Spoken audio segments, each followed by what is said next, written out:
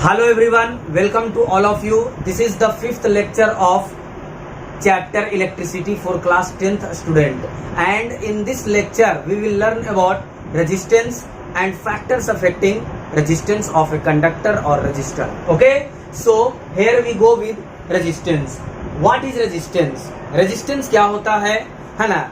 तो मैंने Ohm's law में पिछला जो आपका लेक्चर था उसमें मैंने ओम्स लॉ एक्सप्लेन किया था.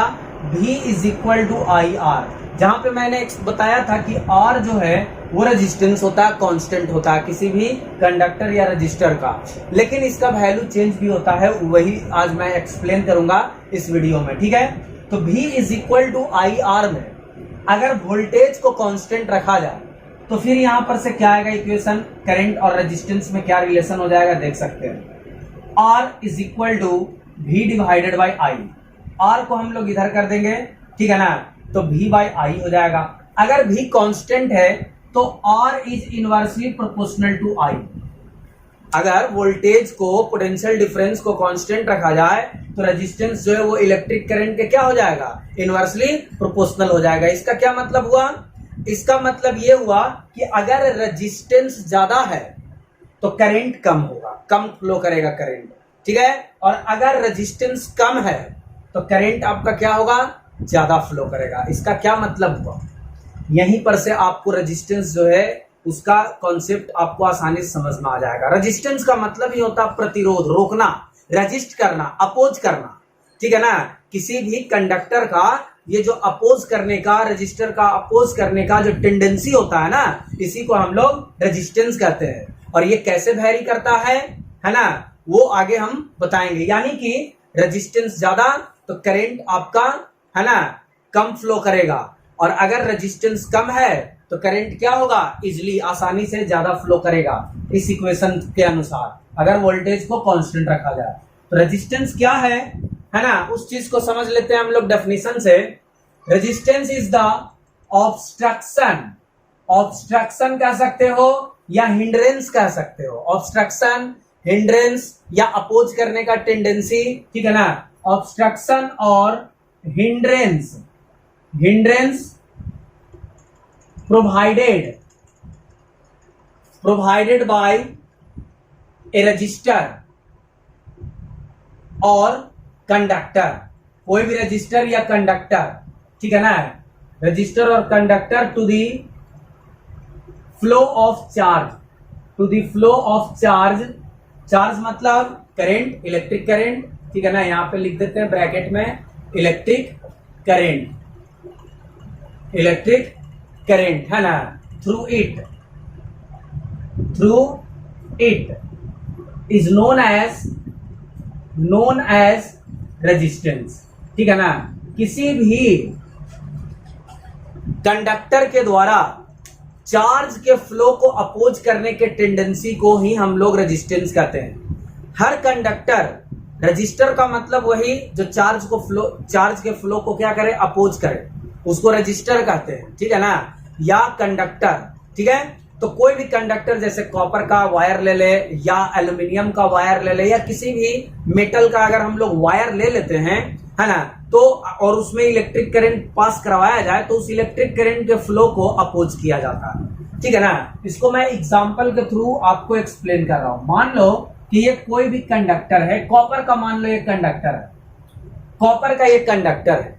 ये रेजिस्टेंस कैसे प्रोवाइड होता है कंडक्टर के द्वारा, क्यों कंडक्टर जो है वो चार्ज के फ्लो को अपोज करता है, समझे? आपको इस एग्जांपल से आसानी से समझ में आ जाएगा कि रेजिस्टेंस है क्या. ठीक है, तो कोई भी कंडक्टर जो है उसमें कई सारे एटम्स होते हैं, ये सभी लोग जानते हैं. कई सारे एटम्स होते हैं किसी भी कंडक्टर में, और कोई भी कंडक्टर अगर मेटल का है या किसी भी चीज का है तो वो 100% प्योर उसी मेटल का नहीं होता है.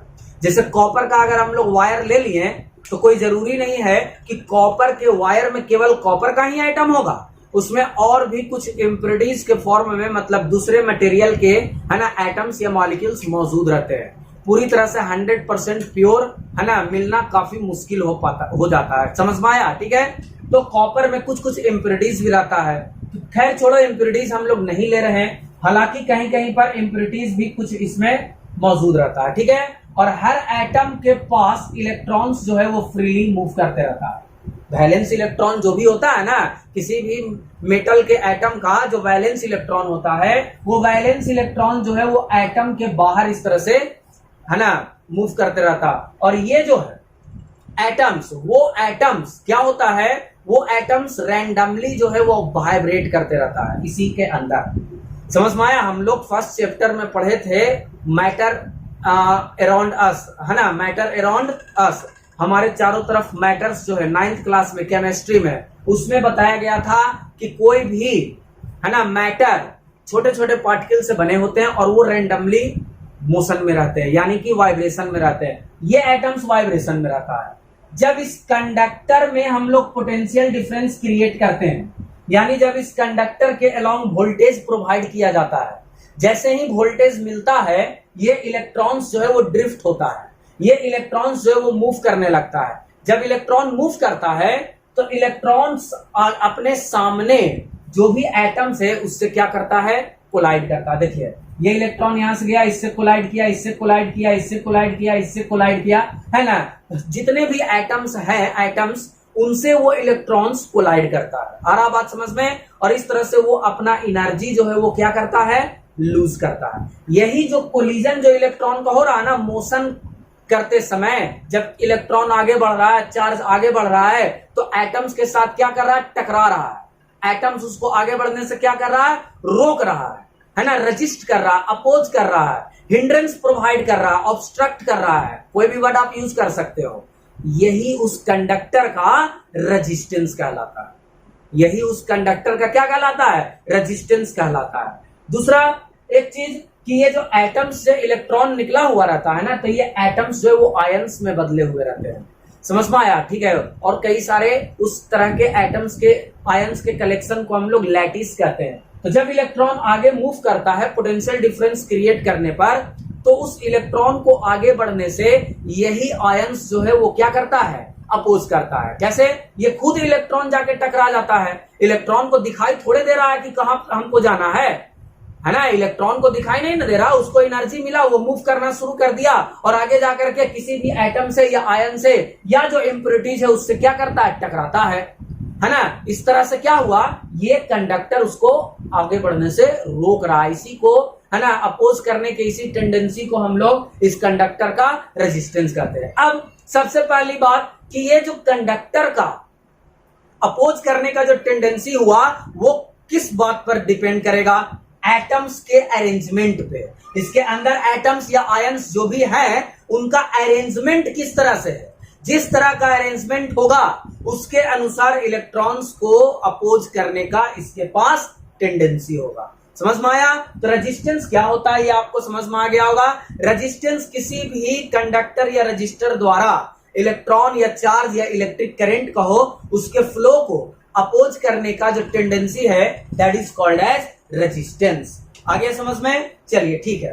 तो रेजिस्टेंस जो है उसको हम लोग जनरली आर से डिनोट करते हैं। कैपिटल आर या स्मॉल आर किसी से भी आप डिनोट कर सकते हो, ठीक है ना। यहां पे मैं लिख देता हूं generally denoted by R, and इसको मीजर किया जाता है एंड मीजर्ड इन ओम। इसको हम लोग ओम में मीजर करते हैं। समझ में आया? ये यूनिट हुआ रेजिस्टेंस का। और ये आपका एक स्केलर क्वांटिटी होता है। कैसा क्वांटिटी होता है ये? Scalar quantity.